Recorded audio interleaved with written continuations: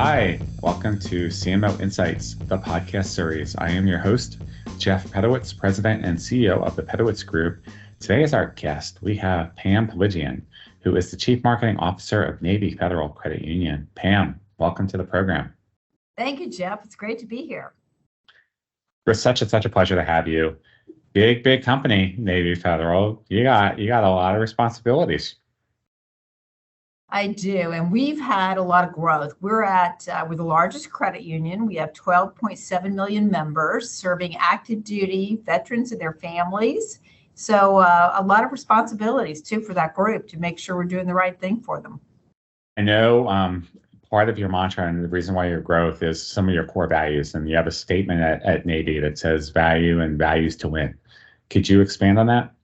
Sure. And really, it's based on our mission. Our mission is, as a credit union, serving those that are eligible to join, as I mentioned. So we really talk about as a member-owned, so each one of those members is a part owner, a nonprofit credit union. Our mission is always making sure that we're putting those members first in the decisions that we make. Our tagline is much bigger than a tagline. It is, our members are the mission. And we adopted that probably, 7-8 years ago. And really at the time, a fabulous reminder to all of our employees, as well as a member, that really is our orientation, our point, our North Star, if you will. But the value and values that you talk about is the values is that alignment with our mission, and people that might not be eligible to join, but still respect the fact that what we do for active duty and for veterans who who earned a lot of these benefits, they respect that and they really value that in us as a nonprofit with that mission. That said, especially in this economy, often people are still looking for a value, and value is price, rates, and quality, as it always has been, but it's also evolved to include stress. How can we minimize your stress? How can we make it easy for you? Because let's face it, often you're paying for different products and services with your time. And we love our members. We want them to spend time with us, but probably one of their metrics for a good day isn't how long they can spend with their bank or credit union. So we want to make sure that we make it efficient for them as well. So for us, it's really about talking about our values so they can see the alignment with what's important to them, as well as the value that we deliver to them in savings and simplicity and ease.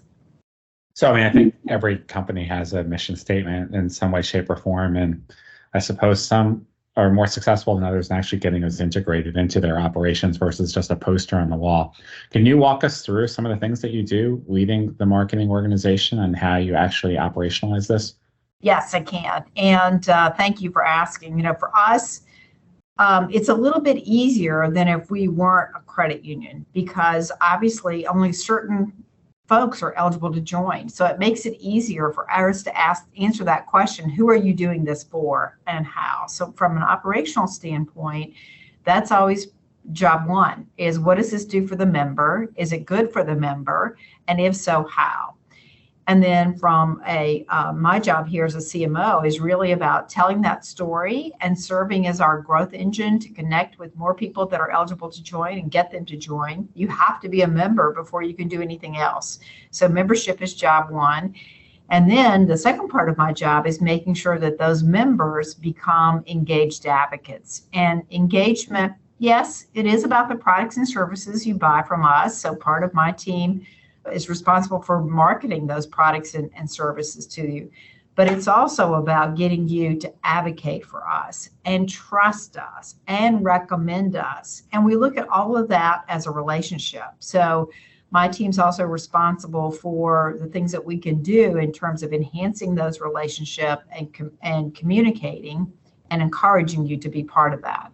We do event activations, and part of that is really just showing that we're involved in things you care about. We're the official military partner for the National Hockey League, and veterans follow hockey and throughout their journeys and their careers in terms of moving. Well, that's a sport that they have affinity for and will follow.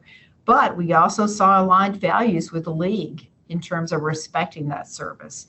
So things like that are a big part of our marketing mix. So our marketing is all about prospecting and branding and onboarding and what we need to do for engagement.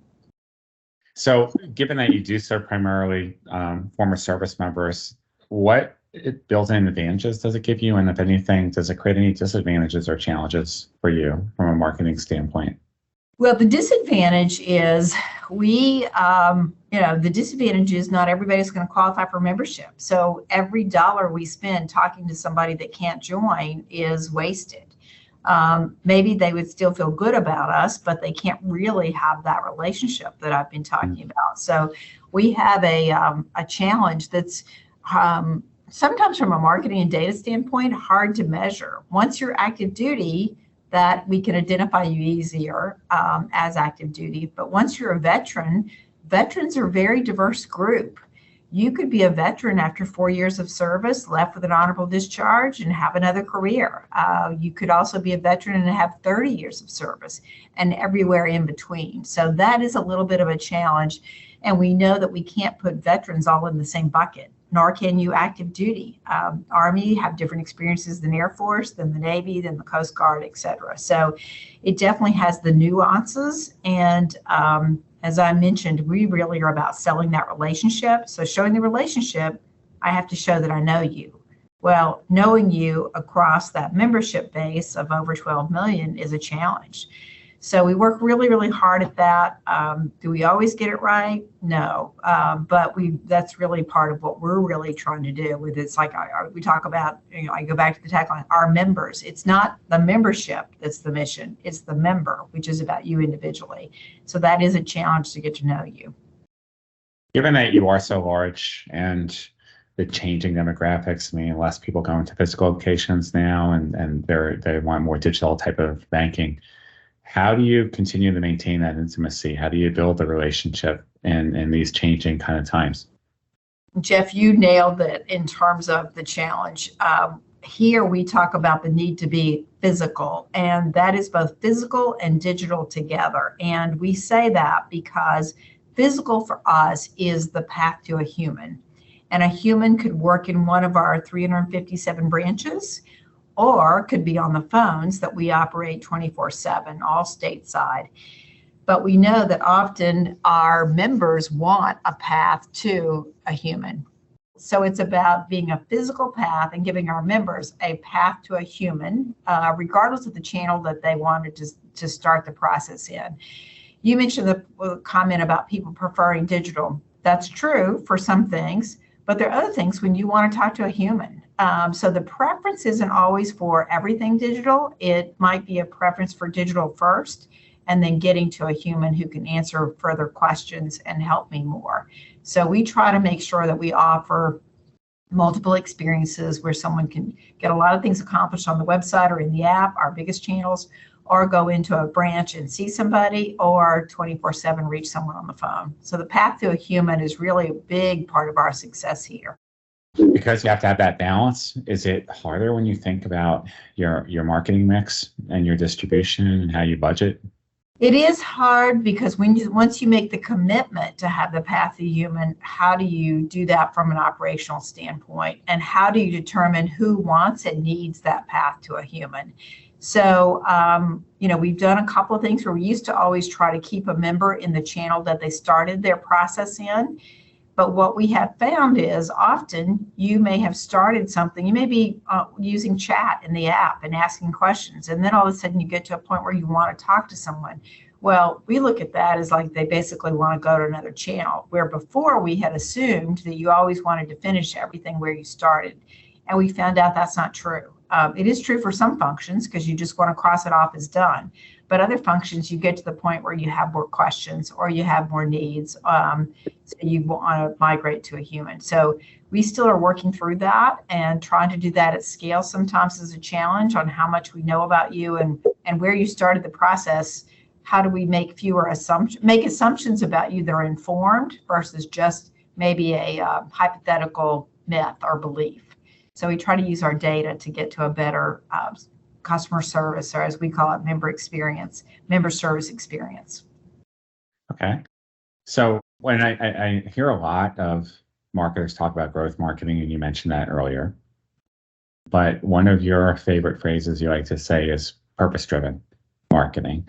So does that tie in with some of these other things that you were talking about in terms of treating each person, remembering the mission, or is there more to it than that? Well, there is more to it than that, but it really is based on that foundation. The purpose as a credit union is serving you. It's not about what I want to sell to you. It's about what do you need, and what do you need now, and what's the most urgent in your needs, which might be often that we're talking to you about an information need, or we know that you've engaged with us on a credit competence scoreboard, a digital tool that we have that can help you determine your credit score. But we know that really what you wanted wasn't the score and the number. You want to know how to improve it. So, how do we take that purpose, which is really about, like I said, not always about selling you another product or service, but it's about getting to know you and say, how can I work with you? And Jeff recommend something for you specifically to improve that credit score. So that's a big part of that purpose. And the purpose, because our members are part owners, we give back the dividends in terms of products and services and fees and branches that we're building, et cetera. That's all an investment back. So that purpose means we are accountable to you for what we're doing with the dollars and resources. Fascinating.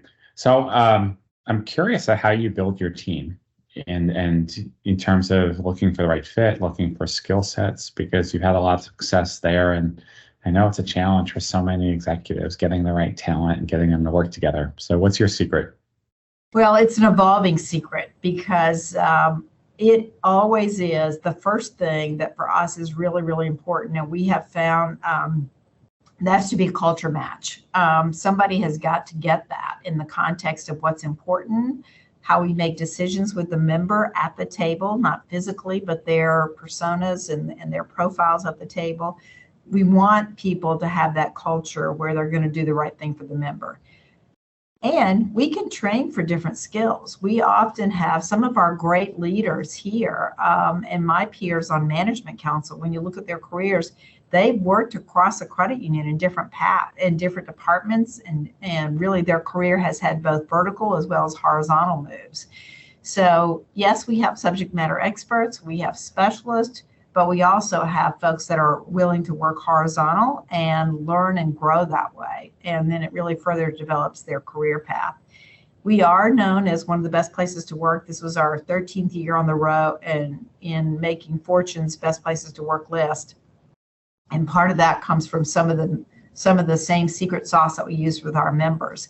And that is listen loudly and figure out how you can make sure that your employees feel valued and heard.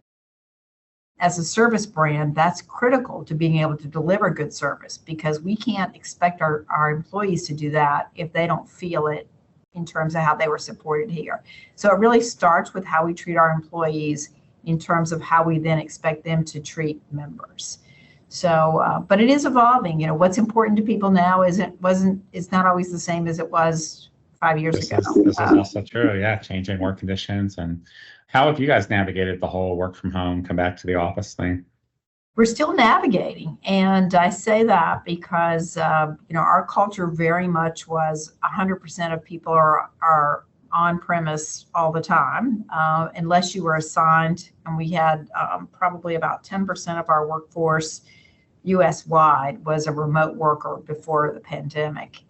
And we have easily doubled that. And for us, it's been, how do we retain the culture when our culture was really built around people being together and celebrating each other and celebrating birthdays and baby showers and really those kind of events. And when all that went away in COVID, it was like, how do we replace it? And we've worked through it. We're still figuring it out. We do have a workplace model. We do have a hybrid workplace where we have employees that are committed to be on campus full time. We have employees that are remote full time. And then we have a definition of hybrid that people have said, I want to be hybrid. You have to be here so many days to keep your workspace, et cetera. But we've allowed employees to kind of pick the model that works for them, and really have had very few problems in terms of people not being responsible about whatever they've committed to and showing up and doing the work. And showing up can be showing up at home or showing up here. but it definitely has been an evolution. A lot of executives are still trying to navigate that, and I see a spectrum, right? Some are, no, have to be back in the office. It's the only way. Others are like, yeah, as long as they're productive, they could be anywhere they want. Yeah, and we've discovered some things are harder to do. Collaboration, we've had to change how we do it. For example, we used to do more brainstorming where we would do a briefing in the meeting and then brainstorm around it, meaning record it, send out the briefing document ahead, and then the time on WebEx is really about discussion. It's not about just getting together and reading to each other PowerPoints. So we've had to evolve some things like that in terms of the collaboration is still important, but how we do it has evolved. And it's continuing to evolve because honestly, we're still working on that. Good stuff. So you've had a lot of success. I'm just curious. I think executives learn the most when we can be vulnerable and talk about maybe some of the mistakes that we had. Something that you can think about maybe in the last few years where you learned from it? Yes, I have to say, when I talked about those assumptions we make sometimes about members, I made one in that during COVID, we were all missing those connections. And we talked about, we've got everybody's birthday. So why don't we send every member a birthday card? So we operationalized that, did that. I thought that would make everybody happy. Who doesn't want to get a birthday card? That said, it didn't. We had a couple of members, ironically, who said, you know what, I know you know my birthday, but this is a data point about me you used in a way that maybe not what I would have wanted. And ironically, we took the members that had held up their hand and then we profiled them back through our segmentation study, and they fell into two groups. So we knew that we had kind of hit a nerve. And originally what I thought were maybe just people grumpy about getting older, I found was really about a privacy concern. And getting a birthday card wasn't respectful of that. And, whoops, not such a good thing. So we've now taken those two segments out of birthday greetings. No birthday for them. No anniversaries, nothing. We're not even going to congratulate you on your son's Little League championship. That's just... but it's a really good point, that we can't make assumptions. And even when we have data, we have to use that data responsibly and make sure we're getting input from our customers. That's really good. So this is one of my favorite questions I like to ask for our guests. You are now a successful and accomplished executive. If you had to go back to your younger self, just coming out of school or right into the workforce, what advice would you give her? I have a little bit of a cheat for that because I actually have, I'll hold it up and you can decide if you want to show it to people. I have one of my quote from Ruth Ginsburg that says, fight for the things you care about, but do it in a way that will lead others to join you. And I share that advice with lots of people because fight acknowledges that it's not going to all be easy. And we all need to manage some of those expectations. The things you care about means don't fight for everything. Be purposeful. So the part of the quote that says what you care about is being purposeful. Instead of fighting for everything, fight for those that really matter.